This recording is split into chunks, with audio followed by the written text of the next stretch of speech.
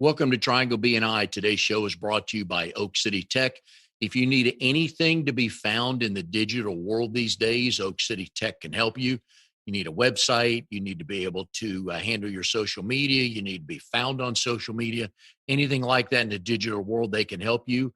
Go to oakcitytech.com. Tell them what you need. Tell Drago that we said hi. Hi, everybody. My name is Mike Manning. Each week, we bring you a small business success story from Triangle BNI.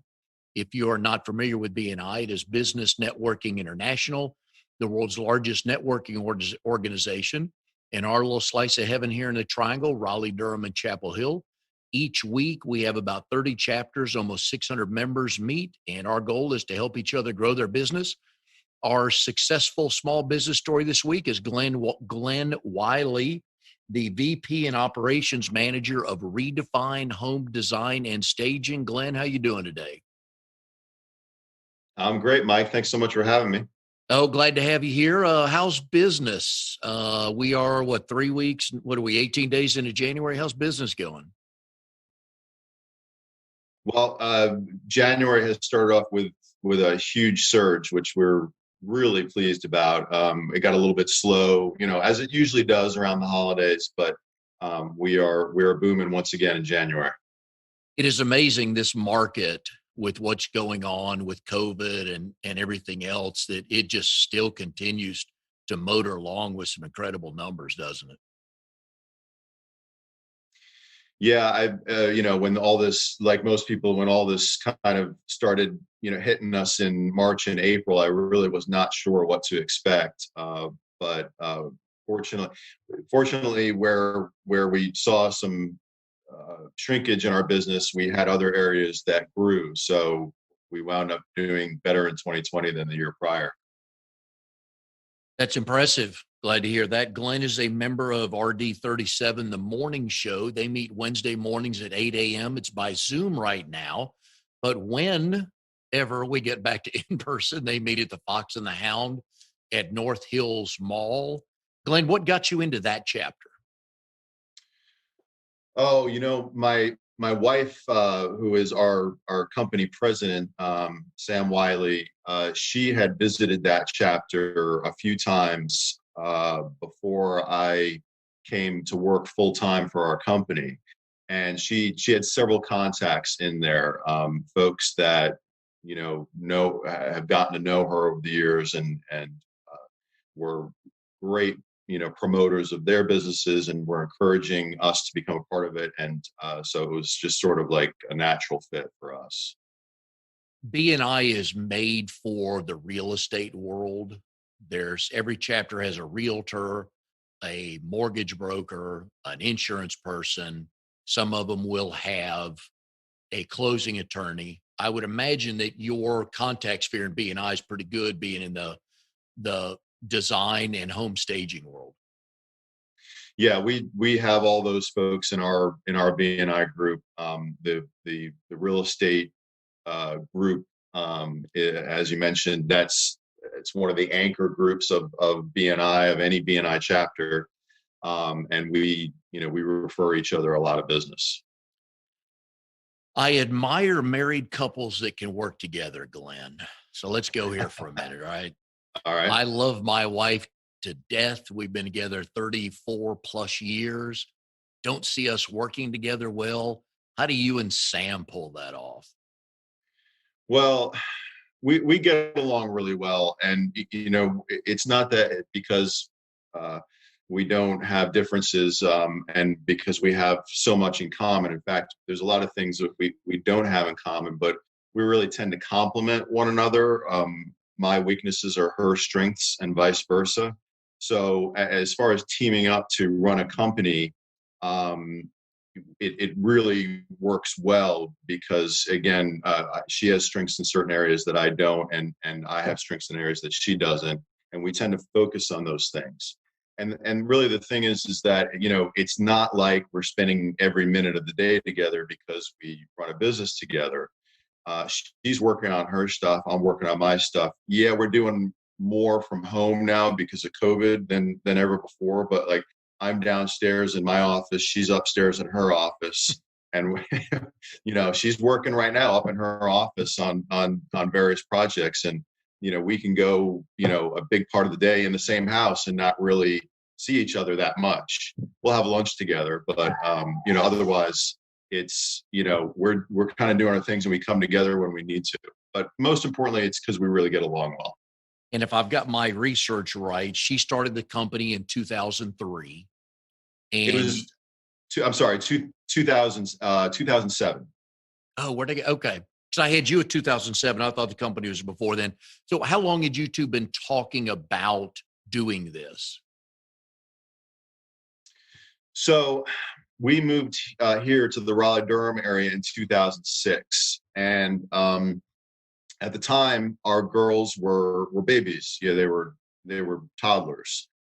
And Sam, I was actually in commercial real estate at the time, and Sam was a recruiter, a tech recruiter, and she kind of gave that up. But she, even with her hands full, and both of our hands full with raising the girls, she knew that she needed something else to do, and we talked about it. And I actually went to an entrepreneurial seminar to sort of prime my thinking on what we could do, because we both are we've always been entrepreneurs, and I got the idea from that we needed to start a company, and we didn't even know what that was going to be, but we came home and we talked for days about it, about we need to start a company, and what's that going to be. And we sort of made and it was something that was going to be focused around Sam.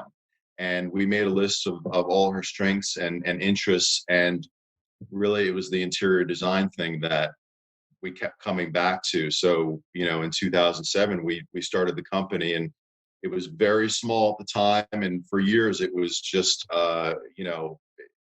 it sort of just hummed along very, we'd get a client here, a client there. And then in 2014, we added the staging part of it. And that's where we really started plowing a lot of money into the company, and growing it. And that's really where we got our success from. And now both sides of the business are flourishing. Do you remember your first client for the business? Oh gosh. Yeah. I mean, it was probably a neighbor. And at the time we didn't know what we should be charging, and um, we we actually went by a different name at the time, and it had the word frugal in the name, which we realized after a couple of years, we're like, this is a luxury service we're offering. We should not have the word frugal in our name, because if the word frugal is in our name, then that's the type of clients we're going to get. And that's the type of clients that we had for the first few years. And in around 2011, 2012, we started to change our approach and think, okay, this is a luxury service. We need to think that way. With Sam's eye for design, when you're at parties or with friends, does she get the, hey, can you come look at this real quick? Tell me what you think. All the time. All the time. Yeah, absolutely. So everyone wants her.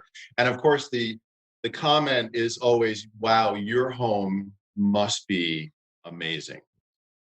Right now, we've actually started to invest some money into our own home, but for years, we didn't spend a dime on our own home. We were building a business and too busy to be worried about making our home look like this, magazine layout thing. And so, people would say that to us and be like, yeah, no, not so much. We are starting to actually invest some money into our home, and giving it that look that, we can be excited about and kind of show off and all that. But for years, we just experimented in our house with different colors and looks and styles and things like that, but there was never any sort of cohesive design. Now, I have two questions for married couples that own a business, and really only two. The first one is, what do you two talk about at the end of the workday, and who breaks the tie?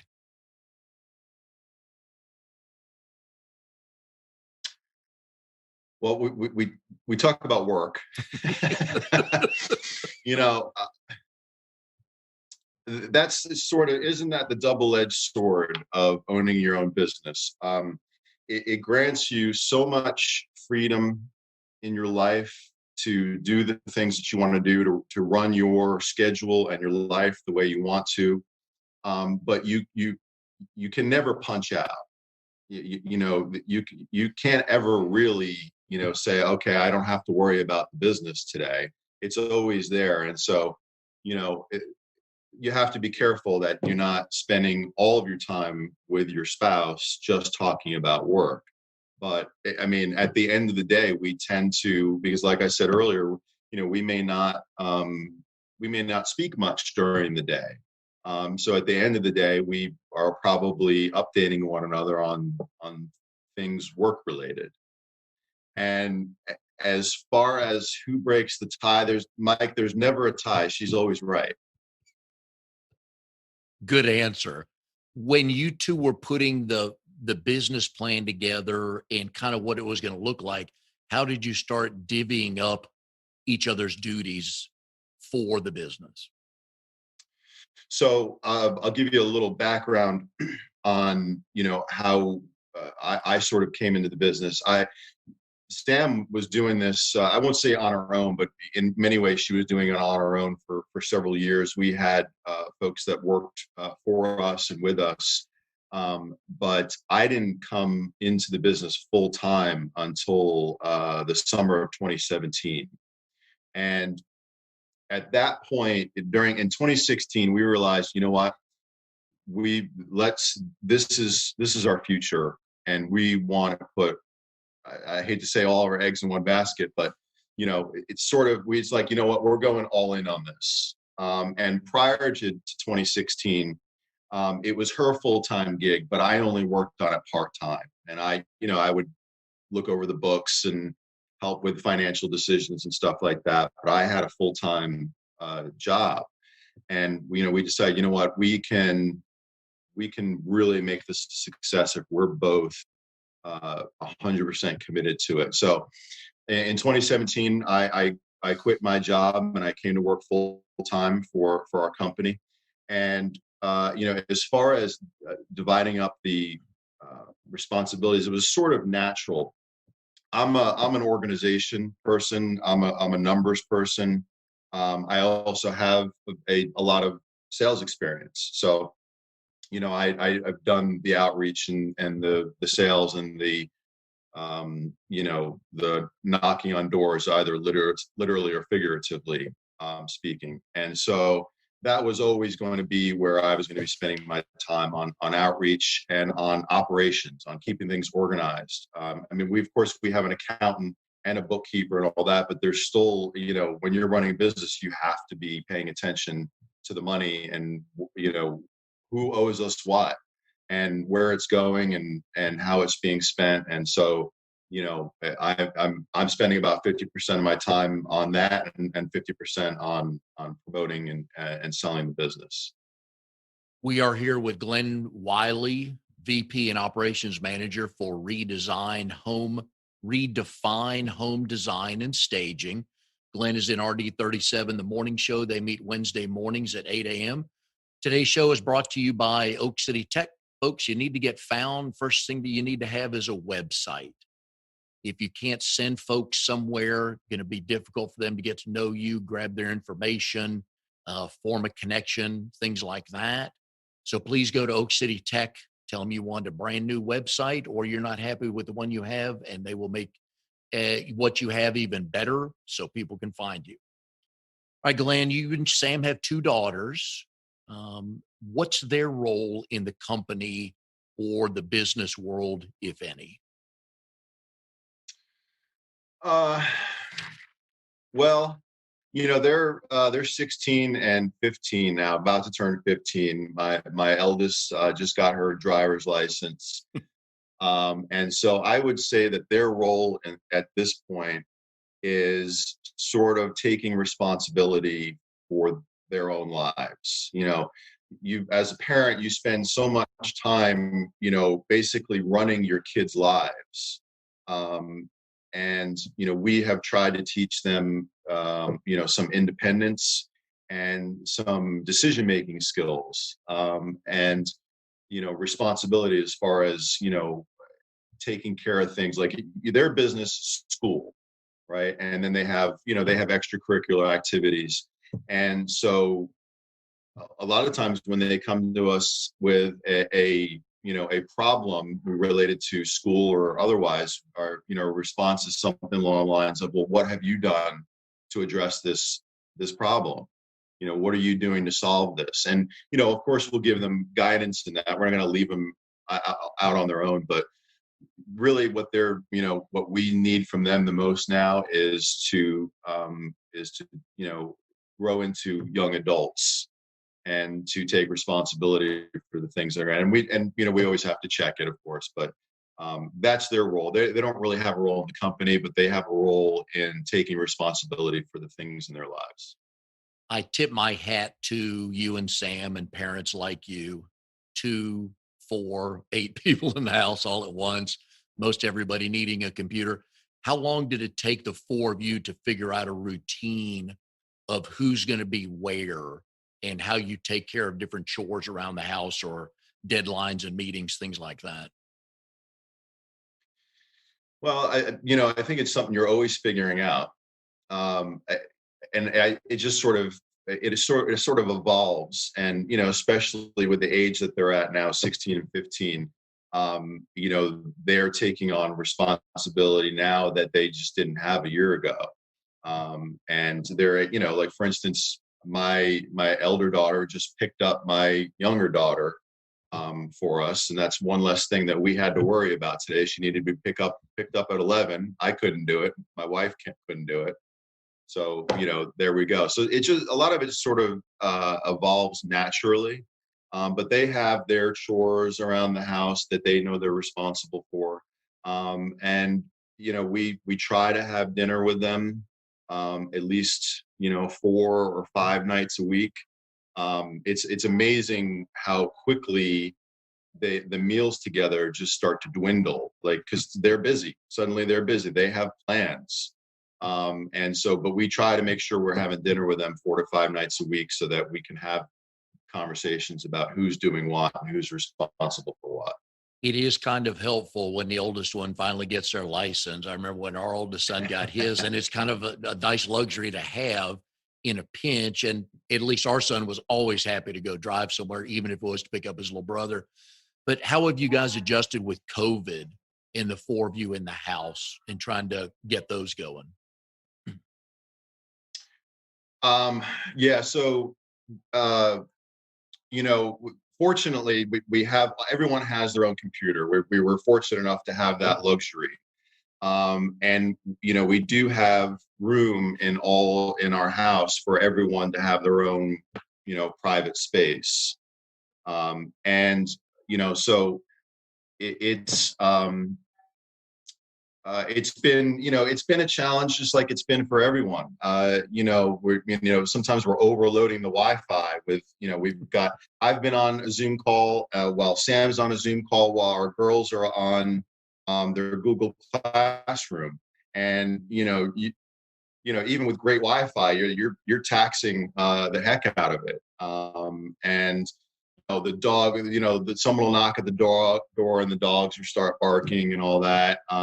Or someone has to come into the house for some reason. It's, we've worked it out. It's fine, but I think we're fortunate that we can have everyone can have a computer and have their own private space. In the market like the Triangle, we just hear that what is like the 200,000 to 400,000 range, there's just not enough inventory. Everybody assumes that you put a sign in the front yard and the house sells automatically. What role does staging play in this? And the data tells us the assumption that all houses fly off the market are not correct. Well, one of the challenges that we've sort of faced in, in 2020, and it's still a challenge this year, is that um, homes are selling really fast in this market, which is great for the sellers and the realtors. But it's impacted our, most especially our new construction business, which, up until COVID hit, was 50 to 60% of our business was new construction homes. And they can't build them fast enough, at least in this market. But, where we're really, setting homes apart is with, the resales, is with existing construction, because a lot of times these homes don't have all the bells and whistles that you're going to find in new construction. And there's going to be flaws, and the for a fraction of the cost of uh, completely redoing your home. We're gonna come in there and stage it and really create focal points that really make the potential buyers feel like they're at home and not focus on the flaws. What usually happens to get you guys called in to stage a house? So it typically always starts with the real estate agent, whether it's new construction or an existing home. We typically are going to get a call from one of our real estate agent clients. Sometimes we'll just get a call out of the blue from someone we've never done business with because they were another agent referred them to us. But we have a group of real estate agents that come to us again and again, and give us regular business, whether it's they work with a home builder or they're listing resales.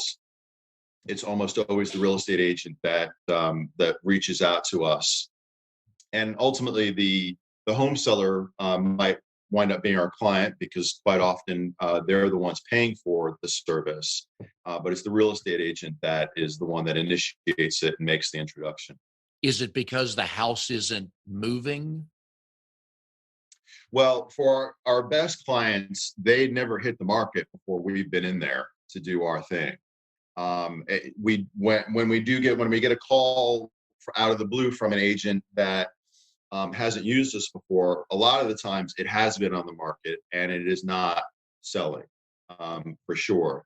But our best clients, it does not go on the market before we see it, and usually do our thing, whether that's with our furniture and accessories and artwork, or if the client is living there, we may use their stuff to stage it. And how many rooms will you usually stage? So typically we're going to do what we call the heart of the home. We're always going to do the heart of the home, and that's going to be your main living areas, the entryway into typically you're going to have the foyer, into the family room, dining room, kitchen, breakfast nook. There may be a formal living room or office. We're almost always going to do those areas, those places where people spend, most of their waking hours. And it's going to be the first rooms that a potential buyer sees when they walk through the front door. Um, Quite often, we're also going to do the master bedroom, and all of the bathrooms, and that's going to be a very common thing as well. But in your bigger homes, there could be a bonus or rec room that we would stage. The outdoor areas we stage quite a bit, especially covered porches and things like that. The front covered porch is a really important thing because that's going to be the very first thing that someone sees. And if they have a beautiful front porch and it's empty, it doesn't make the same impact. It has some really nice outdoor furniture sitting there. How is your design eye and color wheel these days? Me? Yes. I have learned a lot from my wife doing this. Like, I know what needs to be staged. I know I can spot a home. I know what needs to be staged. And I know when something looks right, and I know when something looks wrong. But as far as fixing it, like if something doesn't look right, I'm not the person to go to for that. That would be my wife. Unfortunately, we also have a team of talented stagers and designers that are really good at that too. But yeah, no, I'm not the talent. Is it generally more or less furniture items and everything in the house when you're staging it to sell? So like more or less than what they would typically have there when they're living there. Yep. Yeah, so it would be less. Yeah, it would typically be less. Now, when we stage, we do a full staging. It's not, we don't skimp. I mean, they'll, it will have all of the furniture that you would typically see in a home.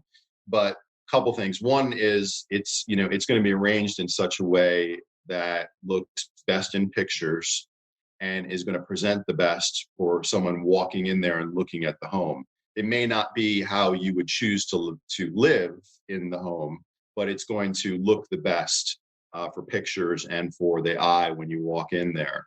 And the other thing is that one of the biggest problems that homeowners have in their homes is clutter. It's just too much stuff. It's not that necessarily that they have too much furniture, but they got too much stuff. And there's just stuff everywhere. The shelves are overpacked, and there's knickknacks here and there and everywhere. And that's obviously, we're not going to have that. It's going to be tastefully staged, but it's just going to be just the right amount of stuff, and just the right amount of pops of color and texture and things like that to make you feel warm and invite into the home. Where do you find the staging items that you own for houses? So we use a number of vendors. We obviously we purchase all of the furniture, artwork, and accessories.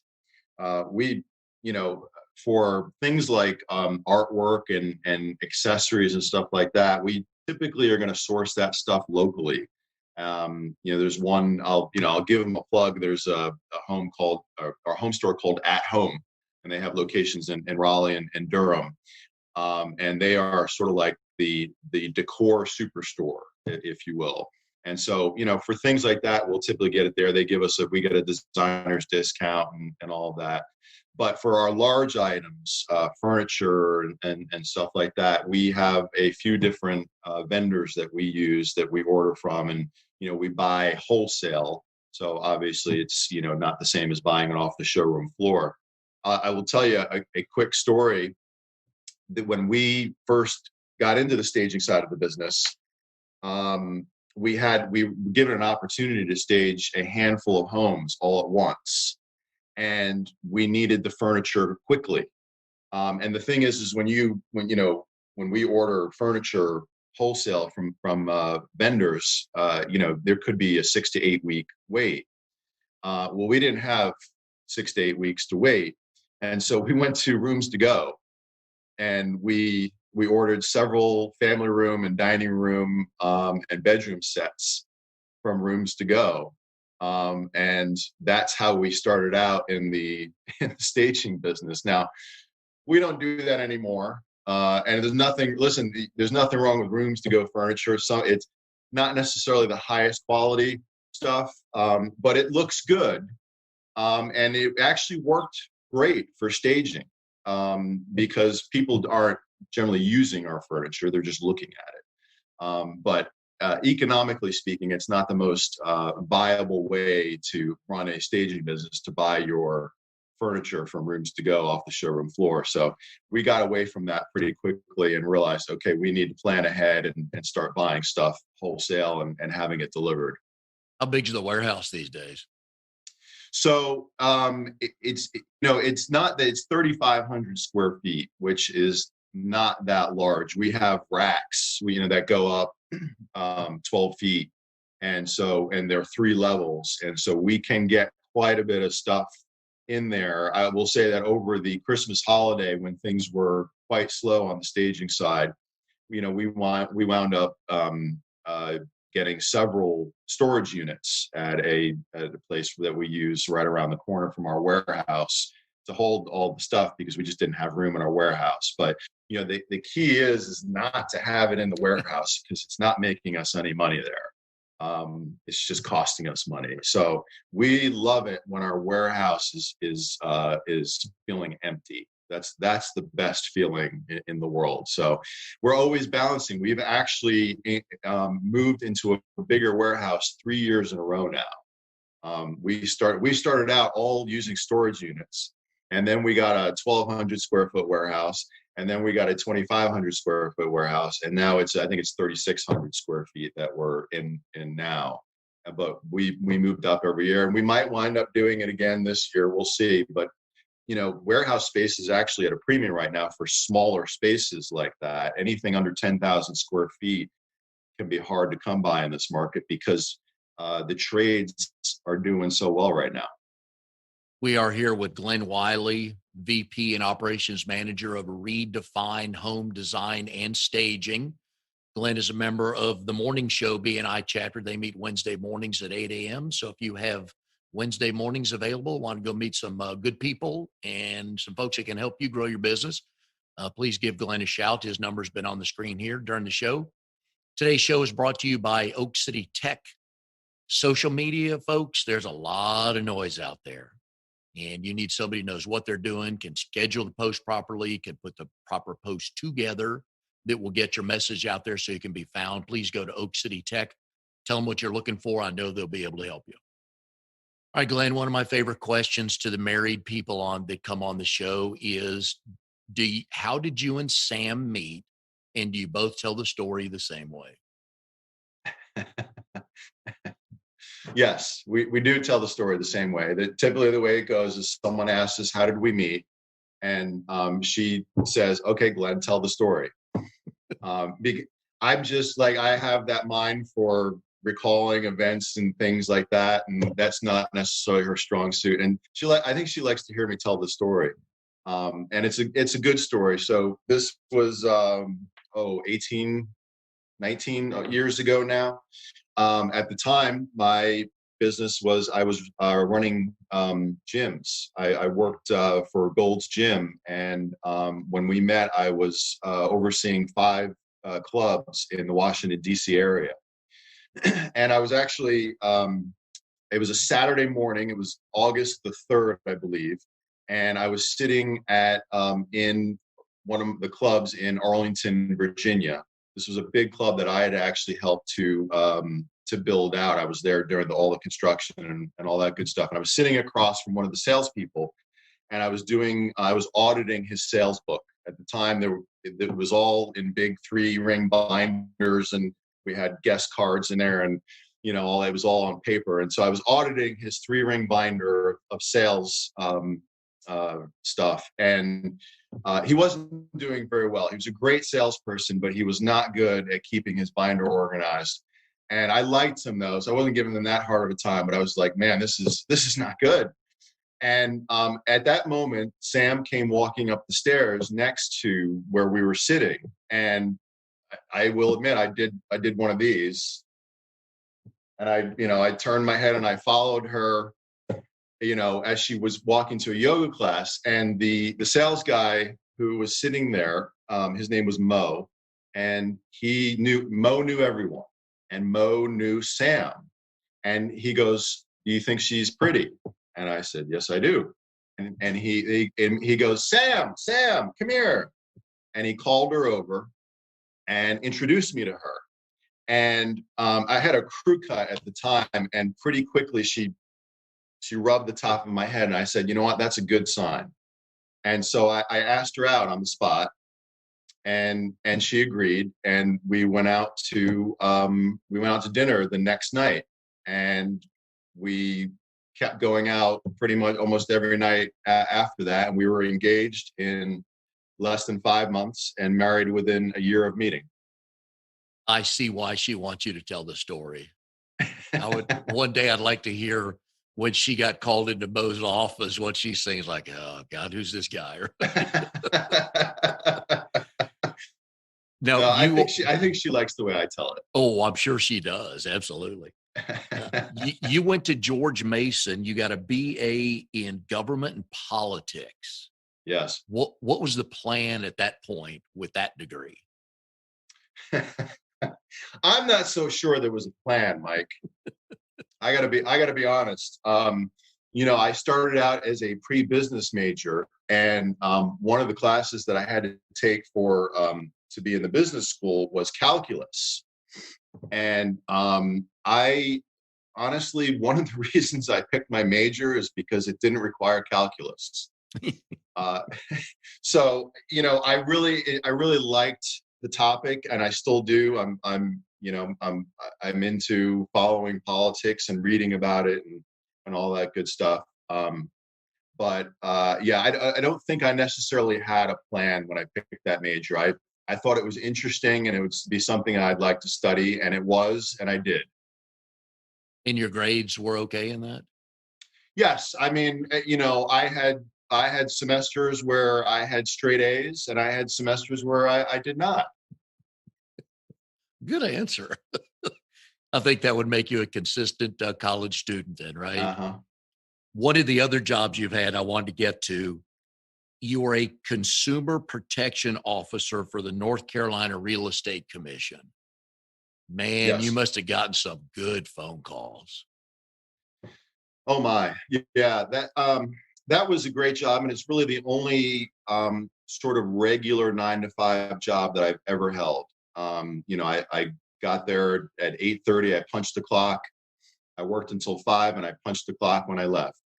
It's the only job like that I ever had, and what led to that was I was in the commercial real estate business in 2009, 2010, and had been for several years at that point when the economy fell apart, and I was not making any money. And we also had the design business, which was not making a lot of money. I just decided that I needed to get a regular job with a regular paycheck. And as it turned out, my having a political science degree was helpful. It's really the only time in my entire life that it really mattered that I had that degree. And so, just to give you an idea of what the climate was like then, one of the requirements was is that you had a real estate license and that you had a college degree. And this was I applied for the job in the spring of 2010. 183 people applied for that position, for that one position. And so I like, it makes me feel really good that I got the job. I must have said something or done something right, but they were, I guess, impressed by me. And it worked out really well. I mean, I spent 7 years there, and I really enjoyed the people I worked with. And yeah, I got some crazy stories.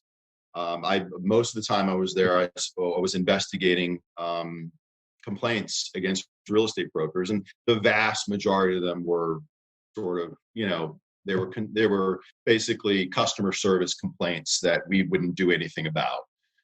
But there were some really important cases that I was involved in, that some involved, fraud and embezzlement and theft and things like that, while there are a tiny little fraction of all of the complaints that they got, they were important cases to be involved in. And I was part of that work. That'll turn into a couple of good chapters in the book you write one day, right? Yeah, for sure, at least. How many staging jobs can you guys effectively handle at once? In a single day, what we'd like to do in a day was we like to destage a home and we like to stage a home, meaning we go pick up all the furniture, accessories, and artwork from a home that has sold, is through the due diligence period, and is pending closing. And then we go stage another home. And we may use some of that stuff along with other stuff that we already put on our truck. That's what a good day looks like. We have staged 2 homes in a day, but when we're on site staging home, that may only last 3 to 4 hours, but there's a lot of planning and preparation that goes into it that happens before we get there.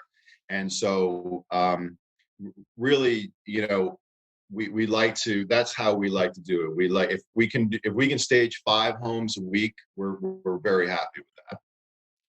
And you're only there 3 to 4 hours? At the actual staging, that's correct. Yeah. Wow. Yeah. So yeah, I mean, we have a system, we have it planned out. We have 2 movers on any job, and then typically 2 stagers. Now, if it's a small staging, we might only have 1 stager. If it's a big one, we might have 3 or 4 stagers there. So we could have, typically we're going to have 4 people working on the job, and it could be as many as 5 or 6. But you know, the planning of it, we know we have everything picked out before we get there, and it's all on the truck. And so all of the furniture pieces, the rugs, the lamps, the all the art pieces, the pillows, the bedding, it's all picked out and packed up. And so our team, you know, they're good. Our movers get that stuff into the house quickly and safely and without damaging anything, and including the homeowner's house. And our stagers get it set up quickly. You know, this is something we've been doing, so we can make it happen. So yeah, a lot of times 3 hours or less. Is that generally when they're having an open house? Uh, they will a lot of times have an open house after we stage it. But you know, I think the open houses aren't quite as popular as they used to be, especially for the resales. But we will usually stage a house before they have an open house. Sure. What's the average amount of time your stuff will stay in a house? Well, it's gone down quite a bit over the last year, and I'd like to take full credit for that. But some of that has to do with the fact that the home market here is so good. You know, it's like right now it's like 2 weeks. You know, prior to this new renewed housing boom that we're having now, it was probably more like 3 to 4 weeks, which, you know, we think is excellent. I mean, if the house can sell within 30 days, you know, we're really pleased with that. A lot of times it sells within 1 to 2 days. You know, on average right now, it's roughly about 2 weeks. And the data nationally shows that the house goes for more money when it is staged properly. That is correct. Yeah. So you know, the National Association of Realtors has done what they call a profile on home staging. For the last, they do it every other year, I believe, and they did one last year, or it might have been 2019. But it's basically a survey of like 60,000 real estate agents and their experiences with home staging and how it impacts everything from the days on market to the offers that they receive.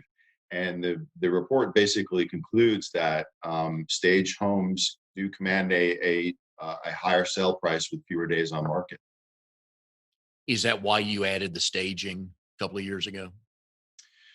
Well, you know, I'd like to tell you that it was this, you know, highly thought out, you know, super planned, you know, strategy that like, this is how we're going to really, you know, make our business explode. It probably wasn't that well thought out. It was just like, you know what, there seems to be a lot of opportunity here. Let's give this a shot. And when we saw the demand that we were getting, we just we plowed every dime of profit and money out of our own pockets into the staging business. And you know, it was worth it. What kind of impact has COVID had on some of your competitors? You know, I think we're all sort of feeling it as far as staging is concerned, because the home builders just are not staging as much as they used to. And I'll say that, you know, most of our home builder clients are local and regional builders. We don't stage for any of the nationals. Typically, the nationals either do not stage or they do it in-house. They're big enough and they have enough money where they buy their own furniture. They hire they you know, have an in-house person that manages over that, and they do it themselves.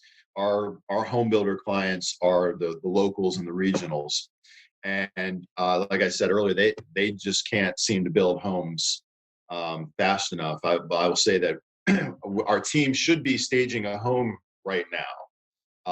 But unfortunately, I got an email yesterday from the home builder, who's a local home builder and who has been a great client of ours.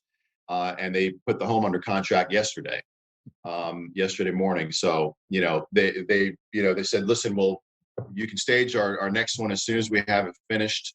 And we said, fine, they're a good client of ours, and, it's just something you got to deal with.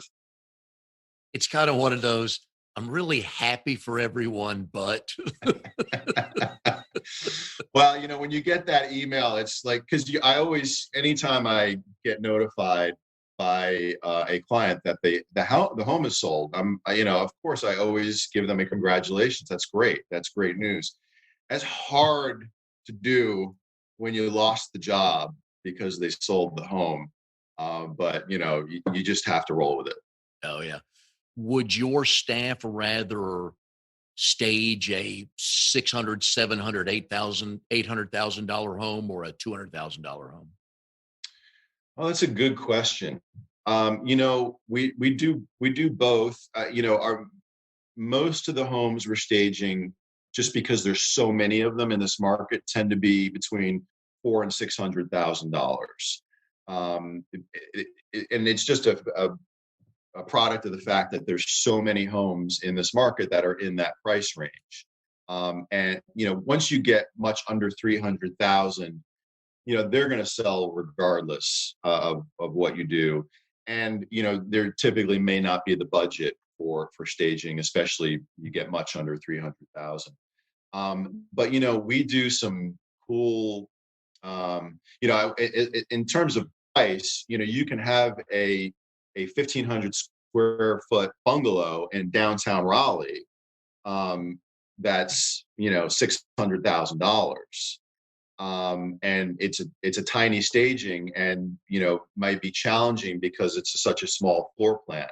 But I think the stagers do like doing things like that because the homes can be so charming and they have so much character to them, and when we can go in there and really sort of bring out that character. When we stage like the huge, the McMansions, a little bit more in the suburbs that go for $1 million or somewhere around there that are 5,000, 6,000 square feet. It's a little more cookie cutter, and it doesn't necessarily have the same level of charm, but there's just a lot more that you can do. There's so much more that has to be done for staging those homes. So I think they like doing both. Glenn, we appreciate having you on the show. Glad you guys are surviving 2020, and 2021's off to a good start. Best way to get in touch with you guys is the phone number we've been putting on the screen. Yes. Yeah. 919-280-1405. That is my direct line. I mean, my email, it's hard. It's a pain to write out, but it's easy to remember. It's my first name, Glenn, with 2 N's, @redefinedhomedesign.com. If you had to give one tip to a potential seller on why they should stage their house, what would you tell them? Yeah, so you only get one shot at that first impression.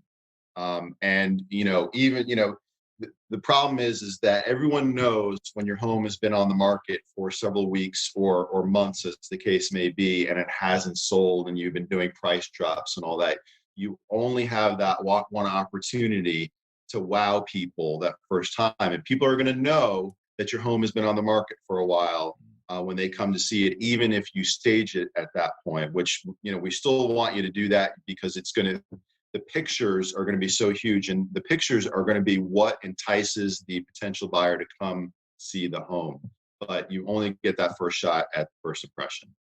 Well, wonderful, Glenn. We appreciate it. Wish the best of luck to you and Sam and the team there. And we will see everybody next time on Triangle BNI. Thanks, Mike. Really appreciate it.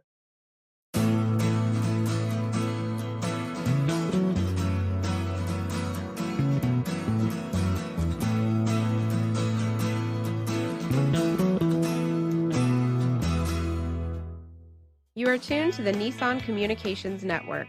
If you tuned in too late, you can always watch each program in its entirety or download an MP3 audio file of it in the archives section at nissancommunications.com. Don't forget to subscribe to our YouTube channel, follow us on Twitter, and like us on Facebook. Sponsored by Telestream's Wirecast software, StreamingGear.com, Carolina Apparel, and DeltaForce.net.